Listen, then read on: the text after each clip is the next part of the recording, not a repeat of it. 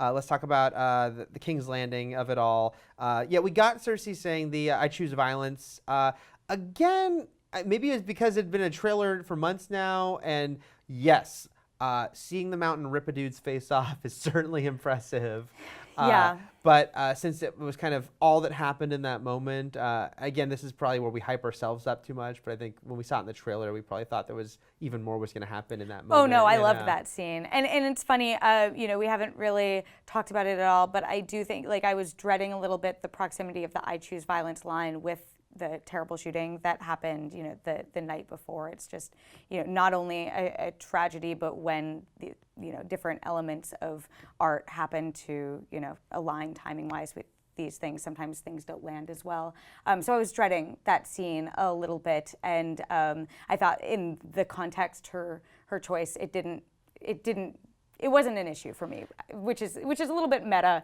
And what were you gonna? Well, I was just gonna say that it's funny because I've been rereading Preacher, the comic book, because the TV show's out, and Preacher is a very bigger than life comic, and and I was thinking watching that scene, that is a very sort of Garth Ennis scene. Everything about, I know the Mountain is played by an actual actor who's a huge guy, but he's so bigger than life. Yeah. And what he does is so preposterous, that it works as just sort of this insanity of it's everything. It was very comic booky in a way I loved. Yeah. She's got this guy by his side. He can tear someone's face off. I for all the bad things that happened to Cersei afterwards, and sort of the slow burn of the King's Landing storyline, which people slow burn. You say? Well, we'll get to that. But people in the comments have been like, "You keep forgetting King's Landing." We aren't forgetting King's Landing. We aren't talking about King's Landing because there hasn't been that much that we consider worthy of talking about in the amount of time that we have. But I did I don't know, that scene. I watched it the first time and I went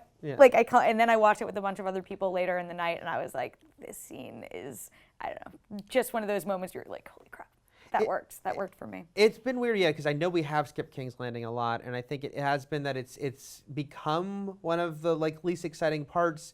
Also, something Matt's mentioned is reviews. It's been weird because, especially once Jaime left, it became a battle between villains. It's like Cersei, while she's nuanced, it's has last week kind of reminded us with those great lines about, well, this is all your fault. It's you're not really rooting for Cersei. You're certainly not rooting for the Sparrow. So it's been a weird. Are we rooting for Marjorie? Not really. Certainly not Tommen. Yeah.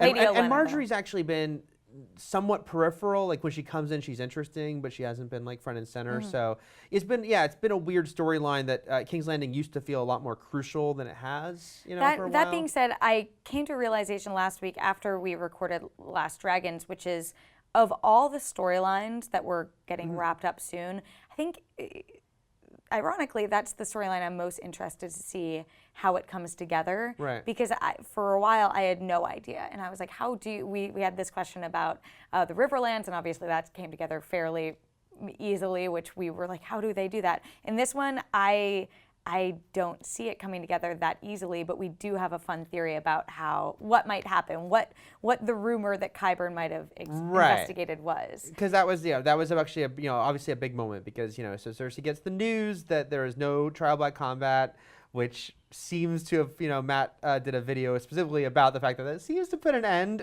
to a big fan theory, at least for now. R.I.P. Clegane Bowl. Yeah, Clegane Bowl. Yeah, at least that's not where this specifically is aiming.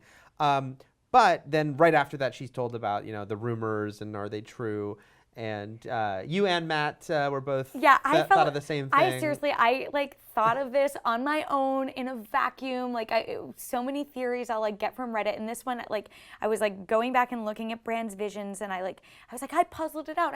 And then everyone else and their mother figured it out last night. And I felt a lot less special. So Bran's visions? Bran's visions. Now, I would love if Bran started having, she was a Greenseer too. So I wrote this whole thing. I was like, I figured it out. And then I was like, well, everyone figured it out. But the theory is basically that traveling back into the past a little bit, before Jaime killed the Mad King, which in the same Bran vision I'm referencing, where we see sort of wildfire being put under King's Landing by the pyromancers, the Mad King had ordered all of this wildfire to be made, and the fact that he had it made was what caused Cersei to order a lot of it developed in season 2, that Tyrion then took all her stores and used to fight Stannis at the Battle of Blackwater. So we've seen wildfire before.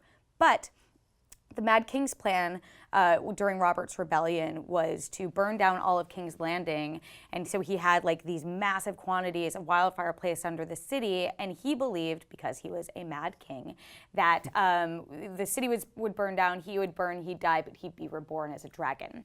Jaime killed him before he could do this, and that put an end to that plan, which is why in Bran's visions, when you see a bunch of wildfire like being set alight and coming through a tunnel seemingly underneath the city, that doesn't make sense because that never happened. So the theory is basically that Cersei heard a rumor about these stores of wildfire. Hey, her brother was the one who stopped the Mad King, not too surprising. Yeah. Qyburn's little birds found it, and she might either set some of the city, like under the Sept of Baelor, or all the city on fire, thus being that shot that we see in the vision. And interestingly, tying it back to season 2 again, when Dany has that vision in the House of the Undying and she walks into the throne room, and the throne room is destroyed, the Red Keep is destroyed, and it looks like it's covered in snow. So we think winter is coming. It might actually be ash because King's Landing has been torched. Yeah. That I'm like, I'm on board. I like it. I think a lot of people are like, oh, that would be awesome if that's how it came to pass. And like, again, you know, speaking of theories and us trying to figure it out all out, I think we might have figured out what she does, but not the aftermath. Yeah. And that, like, who does she try and kill? How does it happen? Does she kill Tommen? Right. Because I don't think we think that Tommen is going to live through this season. No. Though I was thinking about what he'll be remembered as. Like, you know, everyone, like the Mad King era, is like what Tommen's, you know, little like adjective will be. And I was like, it's just going to be. Pushover king. No, I'm going to be like, it's Tommen the Weak. Like, right. he was just, he as much as I liked Tommen at the beginning, he is just not. He's manipulated a lot. Yeah. I think, yes, I do think that's where it's aiming, and I'm excited for it because while Cersei is not a character you like root for per se, she's a great character. And I like the idea, especially because, as we're saying, one reason King's Landing hasn't been as interesting is it's sort of filled with corrupt, evil, or easily manipulated characters. But the idea that maybe that does have to all come down, right? And we've talked. Why wouldn't she burn down the city? It's right. turned against her. It really has never truly loved her. What does she? We keep talking about like there's no one left in King's Landing. This is a good way to resolve that. Yeah, and take it off the board. And I think we've also has spoken about, you know, the end of the show probably not being a simple like, and here's the new person sitting on the Iron Throne thing. The idea that it might be even like a new way of leading and whatnot. And if you took down King's Landing, like literally, physically, I think that's a good way to set that up, right? Oh God, I'm like so excited about that idea. So yeah, see, now we're excited about King's Landing. It's not all complaining. You just had to wait for it. Yeah, they got us back. So I also think that's where it's aiming. I think it makes a lot of sense. I really like the fact that it's sort of a callback to that season 2 Vision stuff as well.